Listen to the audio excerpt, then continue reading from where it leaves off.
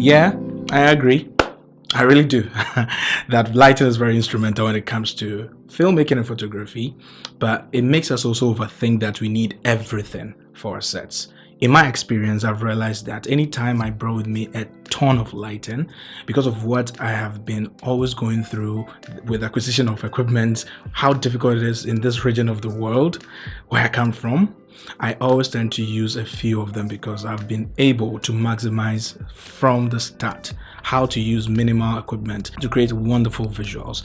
And I've also equally incorporated this very technique into my short films that I've been shooting for the past few months. And you guys have loved it so much. I realized that when the comment section I go down there, many of you point out that the visuals look so crisp and clean. But trust me, I don't use so much. I use just a few things, and I want to share that with you, just a bit of a secret into how I light up my scenes to make them look cinematic and wonderful. Of course, I don't have nothing to hide. You see it in the visuals, you love them, so I'm here to share. What's up guys, hope you're doing great. It's your boy Kobishos. In today's video, I'm going to bring you over to some of my sets, some of the behind the scenes that I have, the films that I've shot for the past few months that I spoke about earlier, and I'm going to show you how easily I set up my lighting to get these wonderful visuals that you're seeing at the moment. So the secret is very simple. It's no more a secret because I'm going to tell you regardless.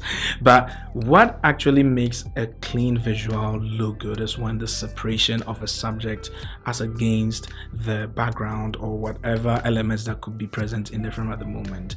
How you separate your subject is what actually gives you that beautiful look. Not even to talk about the colors or let's say contrast, but how you section your subjects, what you want your audience to see. If they see something and they love it, it's because of how conspicuous and how appealing, positioning in the frame, the composition, everything looks beautiful. And of course, with a touch of color, be it with the lighting, be it with their costuming, actually gives it that visual appeal that most of your audience may love. And even in the films that you've watched, Hollywood films, the Western films, any film that you've seen that you loved, the visual appeal that it gave you was basically because of how important lighting was to the DOP or to whoever set it up for that scene. Using my films as references, I always go for this lighting technique where I need a few equipment. Like I said before, you don't need everything. I'm going to show you.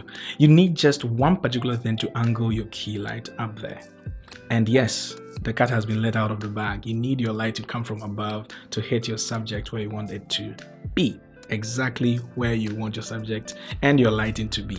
So with a C stand, which is what I always go for because that's what's going to allow me to angle my light and make it fall from above, to make it look as if the light is coming from the ceiling. Because of course we hang lights from the ceiling, whether it's a chandelier or a light bulb, is going to come from the ceiling. And so to mimic that look, it gives it that natural feel and what we are always used to. Depending on how dramatic you want your lighting to be, you can put on it a modifier. My go-to modifier is always a softbox. It could be of different sizes depending on how much drama I want in the shot, be it the contrast as well as, let's say, the color and how much I want my subjects to be revealed in the shot. When I use softboxes, if I want so much drama, I add a grid, just like you can see in this particular shot. The grid is going to help me make the light streamlined and acute towards my subject so it doesn't touch the background. Already, the lighting setup is coming from just above. The light configuration is coming from above, and so it doesn't necessarily touch the background because of the softbox design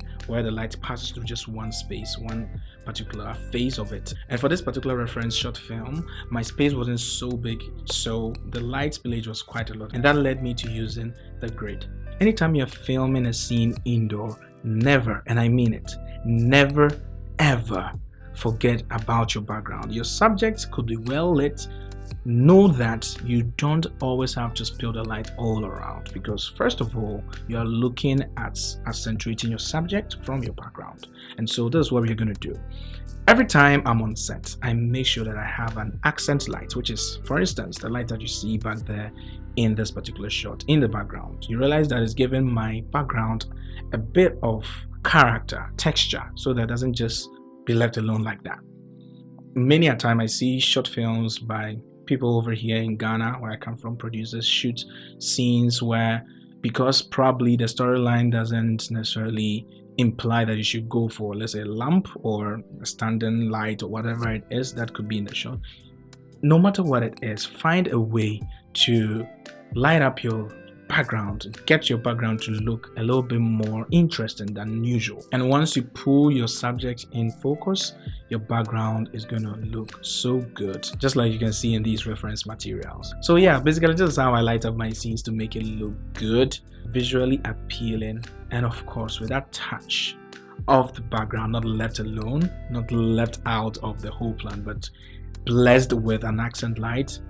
It makes the whole scene and the whole look wonderful. So try it in your next film, try your next project, and you're gonna love it. This doesn't only stay with films or let's say movies, it transcends to music videos and whatnot, where you have all the luxury to do whatever it is that you want. Make sure that your background is not left alone. Your light is coming from above, just like you can see in my films, and you are on for a good start. Thank you very much for watching this video to the very end. If you enjoyed it, please give it a thumbs up, subscribe to my channel, and turn on the post notification button so that next time when I reveal to you the next secret and how I go about my things when it comes to films and photography, of course I do that too over here on my channel, you wouldn't be left out. You'll be notified and you'll be the first to watch it. Until the next video, I'm going to catch you next time. Have a wonderful day.